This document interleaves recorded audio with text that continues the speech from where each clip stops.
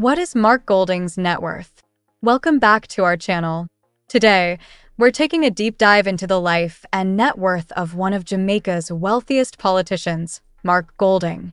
From his early life and education to his successful business ventures and political career, we'll explore how Golding amassed his wealth, the controversies he's faced, and the complexities surrounding his true net worth, including his dual citizenship and potential hidden assets.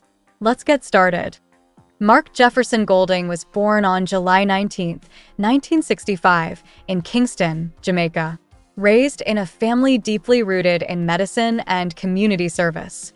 His father, Sir John Golding, was a prominent orthopedic surgeon and a pioneer in rehabilitative medicine, while his mother, Lady Patricia Golding, was also influential in the medical community.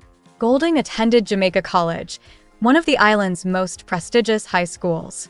He excelled academically, which paved the way for his higher education at the University of Oxford in England. At Oxford, he studied law, an education that would serve as the cornerstone for his future endeavors in both the legal and business worlds. Golding's time at Oxford not only provided him with a top-tier legal education but also exposed him to a diverse international environment, broadening his perspectives and networks. This experience was instrumental in shaping his approach to business and politics later in life. Upon returning to Jamaica, Golding was called to the bar and quickly established himself as a proficient attorney. He co-founded the law firm Hart Muirhead Fata, specializing in corporate and commercial law. This firm became well known for its expertise and played a significant role in Jamaica's legal landscape. In 1992, Mark Golding ventured into the financial sector by co-founding Daring, Bunting and Golding, DB&G, alongside Peter Bunting and others. The firm rapidly grew, leveraging innovative financial products and services to become a major player in the Caribbean investment banking scene. DB&G's success culminated in its acquisition by Scotiabank in 2006 for approximately $3.62 billion Jamaican dollars, equivalent to around $55 million at the time. This sale significantly boosted Golding's net worth and established him as a prominent figure in Caribbean finance. But Golding didn't stop there. In 2010, he co-founded Proven Investments Limited, a private equity firm focused on investment opportunities across the Caribbean. Proven Investments has been successful in various sectors, including real estate, financial services, and technology. Additionally, Golding served on the board of Grace Kennedy Limited, one of the Caribbean's largest and most diversified conglomerates. These ventures have further cemented his financial standing and business reputation. Golding's political journey began with the People's National Party, PNP, where he was appointed as a senator in 2007. His legal expertise and business acumen made him a valuable asset to the party.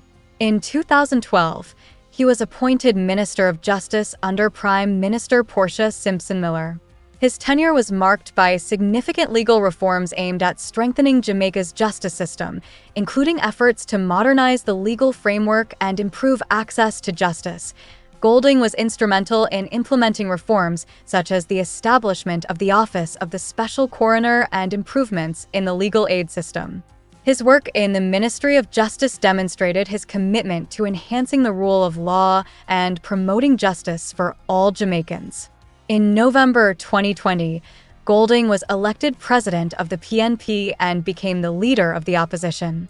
His leadership came at a challenging time, marked by internal party conflicts, declining public support, and the ongoing COVID-19 pandemic. Despite these hurdles, Golding has remained a vocal critic of government policies, advocating for greater transparency, accountability, and social justice. Mark Golding has not been without controversy. One notable issue is his dual citizenship. Holding both Jamaican and British passports, his eligibility for public office has been questioned. This dual citizenship has sparked debates about national loyalty and eligibility for public office, although it hasn't posed legal barriers. Critics argue that holding dual citizenship can lead to conflicts of interest, especially when serving in high public office. During the COVID-19 pandemic, Golding was vocal about the government's handling of the crisis. His critiques were seen by some as politicizing the pandemic response, while others viewed them as essential oversight. Golding called for more robust health measures, economic support for affected individuals and businesses, and greater transparency in the government's pandemic response. Now, how much is Mark Golding worth? Let's delve into the numbers. According to his 2021 statutory declaration, Mark Golding's assets included real estate valued at 95.37 million Jamaican dollars, motor vehicles worth 7.75 million Jamaican dollars, and investments totaling 141.71 million Jamaican dollars. He also had cash holdings of 4.23 million Jamaican dollars. On the liabilities side, he had loans and mortgages amounting to 69.57 million Jamaican dollars. This puts his net worth at approximately 179.49 million Jamaican dollars. A notable highlight is his rental income. Contrary to initial reports suggesting a lower figure, updated information indicates that Golding collected over 56 million Jamaican dollars in rental income in 2021. This substantial rental income underscores the value of his property investments and highlights his strategic approach to real estate. However, assessing Mark Golding's true net worth might be more complex than it appears. Like many wealthy individuals, it's possible that Golding holds assets in trusts. Trusts can provide significant privacy and are often used for estate planning, tax benefits, and protecting assets from creditors. Assets held in certain types of trusts might not be fully disclosed in statutory declarations, potentially leading to an incomplete picture of his net worth. While public officials in Jamaica are required to declare their assets, including any beneficial interests in trusts, the specific details of these assets might not be publicly accessible. This means that the true extent of Golding's wealth could be higher than reported. Trusts can shield assets from public view, making it difficult to ascertain the full scope of his financial holdings. On a personal note, Mark Golding is married to Sandra Golding, who is known for her work in the arts and education. Together, they have 3 children. The Golding family maintains a relatively private life, focusing on their contributions to public service and community development.